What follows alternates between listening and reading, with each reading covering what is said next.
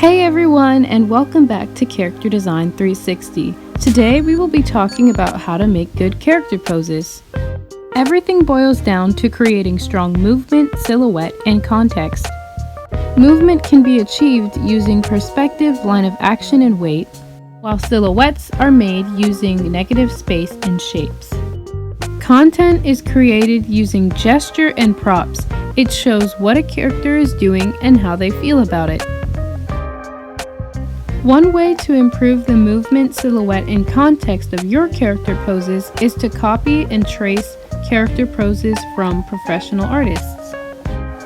I recommend choosing poses that are creative, interesting, and then noting the names of the artists. Another way to practice is redrawing real-life images. This will help you to use anatomy and exaggeration in your poses. Animation is another great way to improve your poses. It teaches you to effectively communicate the context behind your poses. It will also help make complicated poses more familiar and therefore easier to draw. In this video, we're going to focus on studying professional poses and drawing using photo references. This is a list of almost all the artists whose work I used in this video. Feel free to pause and look some of them up. Let's take a closer look at movement. The first thing I want to discuss is the center of gravity. This is the line that goes straight down the center of a character's body. Characters will move in the direction where the majority of the mass is pointing away from the center of gravity. The easiest way to find the center of gravity is to draw it on the line of the belly button. In this pose, the majority of the body is to the left of the center of gravity. But since the back right foot is still on the center, it gives the pose stable balance. The pose also uses a bit of perspective, showing the sole of the foot. The two most appealing things about this pose for me are that it has so many lines of action and really nice negative space. Negative space is simply the unoccupied space in a character's silhouette. In this pose, some of the negative space is between the girl's legs. The two main tools for this pose are weight and perspective. The weight is moving to the left while the camera angle exaggerates this effect. There's a really nice sense of balance in this pose. The line of action shows that she is moving to the left even though the majority of her body is to the right of the center. The knee's position on the center of mass is what keeps the pose balanced. This pose is one of my all-time favorites. I immediately recognize that it's showing the first and final stage of a baseball pitch. The familiarity of the pose combined with its exaggeration makes it exquisitely appealing. My favorite thing about the poses is the feeling of movement that the weight creates. The lines of action are also very clear and energetic. I also love how shading is used to create dimension, while curved and pointy lines define the muscles. My favorite things about this pose are the details in the hand and the shapes in the outfit. You can use anatomy details and shapes made by your character's outfits to make very interesting silhouettes.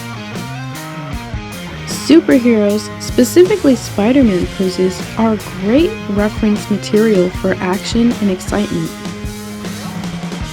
These Spider-Gwen poses have beautiful lines of action. There's also a feeling of dimension in the muscles created by the shading. I can also see that this left pose has a lot of triangles built into it with a few round shapes. The most notable part of these next poses are their silhouettes, perspective, and line of action. Superhero poses are really fun to look at because a lot of exaggeration goes into the line of action. Using perspective can be tricky, but it gives dimension to your character's pose as well as clarity to their movement direction. Another thing that makes superhero poses appealing is the contrast of curves and points throughout their body. I don't think drawing poses would be any fun without a bit of exaggeration. Gestural drawings really focus on the feeling of a pose rather than what it would actually look like in real life. The pose on the right, for example, has an ankle that is extremely bent in order to emphasize the line of action. Therefore, bending some anatomy rules can help to highlight the gesture and line of action in a pose. This is why many stylizations have characters with stringy arms and legs in order to exaggerate their movement. Professional character poses apply all the rules within movement, silhouette, and context into their design. Movement, silhouette, and context are equally important, but one sometimes is emphasized over the others. In these poses, the movement is emphasized with the use of perspective. It's important to remember that line of action is used even when a character is standing still.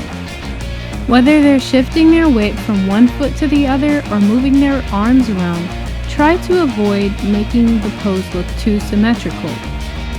Drawing characters when they are standing still is best used for personality poses. Think about body language and how you would draw a confident character versus one who is shy. Although characters are capable of being in any pose at any given time, use the ones that your character is most likely to be in based on their personality and environment. Using references to exaggerate poses will help you to emphasize your character's personality. It will also help your character's anatomy and outfit look believable. In this pose, I love how the artist really exaggerates the line of action and changes the expression to make the character look confident.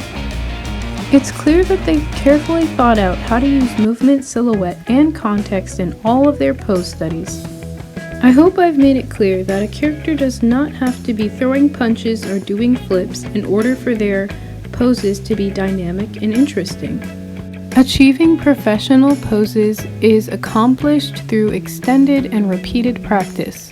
In short, it's better to make 20 rough sketches of a pose than 2 really detailed and perfected poses, because you'll start to recognize the patterns of movement, silhouette, and context faster.